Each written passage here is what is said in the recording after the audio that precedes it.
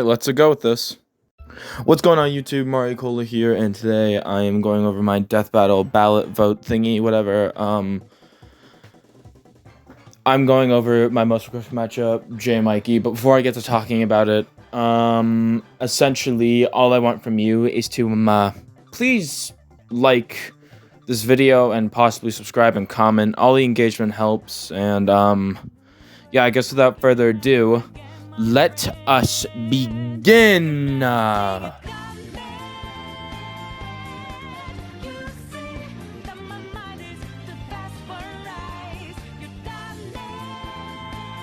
So, Michelangelo and Jay, aka Orange Turtle versus Blue Ninja, they actually have a lot of common similarities. For instance, both are used as comedic relief in the group. You can just look it up on YouTube and you'll find, like, Jay funny moments or out of context, or Mikey funny moments or out of context.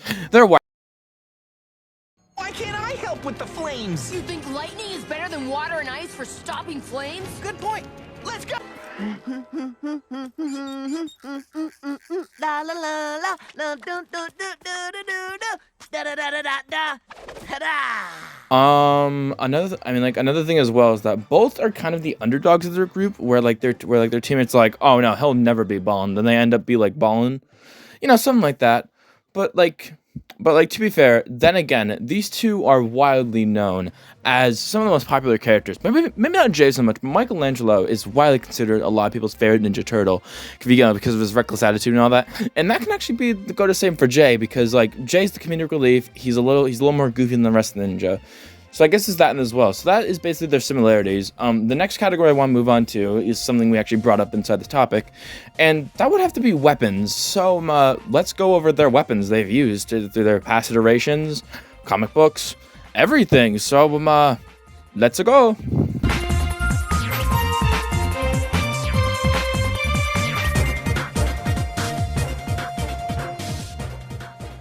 So starting with Michelangelo actually has mostly a chain-based variety inside of his many times being alive. For instance, he wields the nunchaku as his main weapon, but then closely after that, you have the Menriki Kurosai, hope I said that right, which is more like a chain thing without like the handles. I know it's kind of weird, but I think his most weird weapon choice is when his nunchucks turned into the turtle line. The turtle line essentially being a grappling hook, and the reason for him getting the turtle line was the nunchucks were too violent for the show. When Leo and Raph have the sharp weapon, I'm not going to worry about it specifically in details, I guess. But then closely after that, you got the Tone 5, which was in TMNT, the next mutation, which I don't know how canonical that is. But then, don't worry, in the last episode, you got the Uzumani, or Uzuman. I don't know, I'm not cutting this out. I've tried too many times to take this take. Now, anyways, right to that, you got the Kurosame, which that weapon is, yes, a nunchuck variety weapon, but another thing about it is that it has a sharp end at the end of it, so Michelangelo can deal more sharp-based contact. For instance, in his show, he fights mainly like the Krang, so, you know, he could actually like slice and dice them instead of just hitting them, you know, bunk. And then, of course, Michelangelo obviously knows how to use the shuriken, so that's actually useful as well on top of that, you know, so he at least has kind of like a variety with like the thing. So where he can do like long base and short base contact, so that's actually useful as well. Now moving on to Jay. Jay once again has mainly had more of a chain based variety like Michelangelo, but a little bit more. Jay, of course, at the beginning used his trusty nunchucks, but then upgrades to the nunchucks of lightning. The nunchucks of lightning being a widely useful weapon to Jay. But then I guess to go into some more weapons that he probably wouldn't get for a death battle, but I'm still going to bring them anyways because they're kind of important. You have the Elemental Blade, you have the Techno Blade, you have the Jade Blade from Season 4. I'm not going to count that one, actually. I'm not even going to put that as green. I'm just going to name it. But more specifically, inside Season 5, we actually learned some stuff. For instance, Jay knows how to use a katana, which, first of all, is widely a good thing to have if you're going to go for a mainly, like, I guess it kind of brings Jay with variety to the table, more or less. And then of course, in that same season as well, Jay also supports more or less a kind of shuriken kind of thing with the arrow blade. But then more specifically, a little season after that, another big weapon I want to bring up for Jay is the Prime controllers. Now the Prime controllers are essentially a controller that can give you any type of weapon format, like katana, scythe, anything like that format. So that could be a really useful weapon to Jay, and I'd still argue that Jay has that today inside the series, so I feel like it'd be a good weapon to give him, hypothetically. But still, that is mainly their weapon variety. Now I really kind of want to delve into a more single character format, which each character, so let's do that. Of course, transition as always, so I'll see you there. Ah, the Ninja Turtles. Truly an icon in pop culture. Where would we be without the Ninja Turtles and their radical cowabunga ninja skills?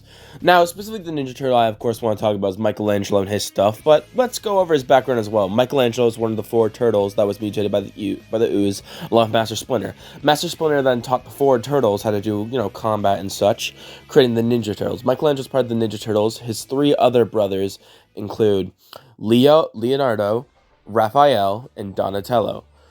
And they all form the Ninja Turtles. They're all trained by Master Splinter, who is... I have no idea how much martial arts he knows. It depends on the iteration. Like your 2012 Splinter knowing, basically everything, and then you have Rise Splinter being like, go do something, alright? And all that. Yeah, but essentially Michelangelo has always been considered the goofy turtle, but he actually has a surprising number of feats as well. For instance, he probably has the most raw potential of any of the turtles. He just never really puts it to use or anything. He won the battle Nexus. It was kind of a cheap win because there was also some magical shenanigans going on, but he still won it because he beat all the other combatants and all that. So he won the Battle Nexus. In the 2012 series, correct me if I'm wrong, but he did come up with an anti-mutagen to fix people of their mutation. Which, granted, was the goofing around, but he was still the one who found them. Not to mention, Michelangelo can always adapt to his area. For instance, 2012 series again, when he was trying in the Krang dimension, he was trying there way longer than the Turtles had expected, and he had basically become the boss you would never seen before, dude. He was straight up handing everyone. It was just crazy. But Michelangelo's always been the underrated turtle in my eyes, which makes Mikey the best turtle in my eyes. Well, actually, no. Scratch that. Raphael's the underrated one. Oh my god, I see so many Michelangelos online. Everyone picks Michelangelo. Yep, I changed my mind, but still, I love Michelangelo with all my heart. Rockin' party, dude. And yeah, this is essentially his section. He is a pretty cool dude. He's trained in multiple martial arts and all that. Now, let's get to the last part of our video, I guess. So, see you there. Jay Walker, aka the Blue Ninja, aka the Master of Lightning, is a force to be reckoned with in Ninjago. Him, of course, being one of the main ninja, and his teammates being Kai, Master of Fire, then followed up by Zane, Master of Ice, then followed up by Cole, Master of Earth, and then not too shortly after, we have Lloyd, aka the Green Ninja. Then not too long after that, we have Nia, the Water Ninja. These ninja have been through thick and thin, whether it's saving the city over and over and over again, or just chilling out, just chilling. But regardless, the ninja have been through thick and thin. But let's talk about Jay for a second. Jay Walker, obviously growing up in a junkyard. I mean, not really a lot of human interaction there, except for his parents. But Jay Walker has become mechanical savvy, and all that. If that's even a word, I'm gonna roll with it, because it's taken too many takes to retry. Jay eventually found Master Wu, and Master Wu was like, hey, you want to join my club? And then Jay was like, yippee! And so Jay joined the ninja, and for a long time, they have been brothers like no other. I mean, like, what could possibly shake his world? You're adopted. I mean, come on, things can't possibly get worse, can't they?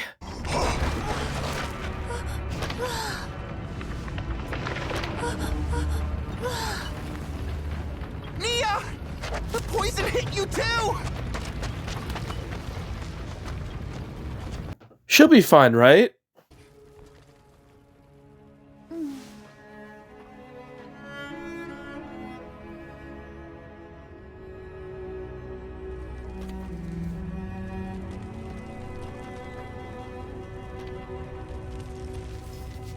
You want to see me do it again? Look out! No! Nia! No! I can't do this alone. Don't leave me. I love you. We're gonna do it again. I love you. Tell my mother I understand now. That's the way the cookie crumbles. No. No, no, no. Come back! Nia!